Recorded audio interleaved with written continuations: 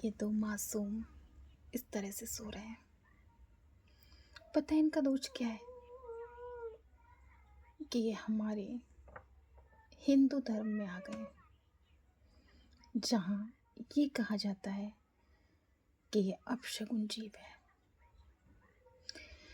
ये अपशगुन जीव है क्यों पता है? क्योंकि जब हमारे ऊपर कोई विपदा आती है तो उससे पहले ये म्याऊं म्याऊं करने लगती है। मैं लोगों से एक सवाल करना चाहती हूँ। हम इंसानों को 100 तरह की आवाज़ें दी हैं और मेरे ख्याल से हम 101,000 आवाज़ें निकाल रहे हैं अपनों के साथ ही, और व्यवहार तो हम इतना करते हैं कि गिरगिट से ज़्यादा रंग बदल लेते हैं अपने मतलबान पड़ने पर।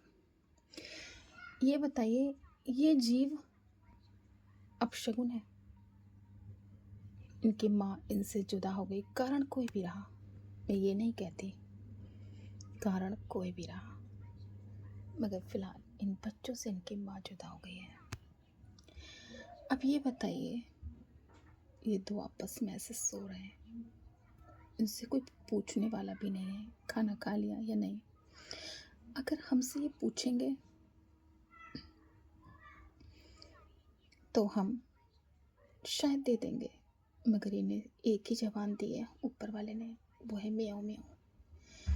वो रोते हैं, हंसते हैं, म्याऊं म्याऊं ही करते हैं, आपस में लड़ते हैं तब भी म्याऊं म्याऊं ही करते हैं। मेरे पास ये जीव 1 साल से है, 1.5 साल से। इनको मैंने किसी और आवाज में नहीं देखा। तो अगर इन्हें कोई परेशानी है, विपदा है, किसी को बुला रहे हैं, कोई हंसी है, कोई खुशी है, कोई चीख रहे हैं, कोई चोट लगी है, तो ये म्याऊं म्याऊं ही तो कहेंगे या कोई और लैंग्वेज भी निकालेंगे। दी होती ईश्वर ने तो शायद निकालते भी, तभी तो इन्हें बेजुबान कहा है। और लोग इन्हें कहते हैं कि ये अपशगुन होते हैं। इन्हें पालना अपशगुनी को लाता है। मैं कहती हूँ कि मुझसे ज़्यादा अपशगुन इस दुनिया में कोई नहीं है, अभागे कोई नहीं है। क्योंकि जो भी अच्छे लोग थे वो मेरी ज़िंदगी से चले गए, जो भी मेरे शुभचिंतक थे वो मेरी ज़िंदगी से दूर हो गए। तो सबसे ज़्यादा अपशगुन तो मैं हूँ।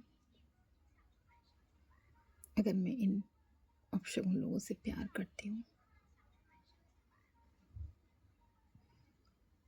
तो इसका मतलब ये है कि मैं भी अपशगुन वाली लड़की हुई। तो मुझे लगता है मुझे भी दुनिया से उठा लेना चाहिए, मुझसे भी लोगों को नज़रें फेर लेनी चाहिए। मेरे पापा जब गए तो मेरे घर में कोई जीव नहीं था, तो मेरे पापा क्यों चले गए?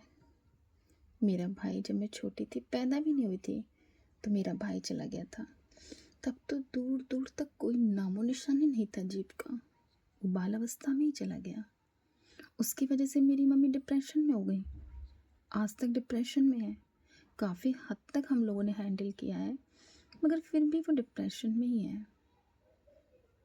उनकी टैबलेट्स चल रही है। वो उस मैटर को आज तक नहीं भूल पाई हैं, आज तक उस दुर्घटना को नहीं भूल पाई हैं। तो सोचिए, तो इनका कसूर कहाँ है? इनका कसूर नहीं है, कसूर हमारा है कि हम इतने लालची हो गए, इतने लालची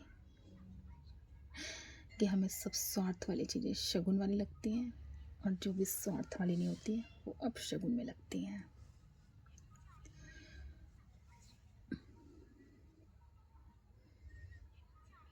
ये हमारे घर की रोटियां खाती हैं, मगर ये शायद लोगों को लगता है कि चोरों से सेफ्टी नहीं कर सकती घर की। और कुत्ता जो होता है वो घर की रक्षा करता है, इसलिए हम लोगों ने उससे फायदेमंद और बिल्ली को अपशगुन मान लिया है। जहाँ तक मेरा ख्याल है कि इंसान के स्वार्थवश ये इंसान शगुन और अपशगुन बन गया है। और कुछ नहीं है। जय श्री कृष्णा, जय श्री राधे राधे।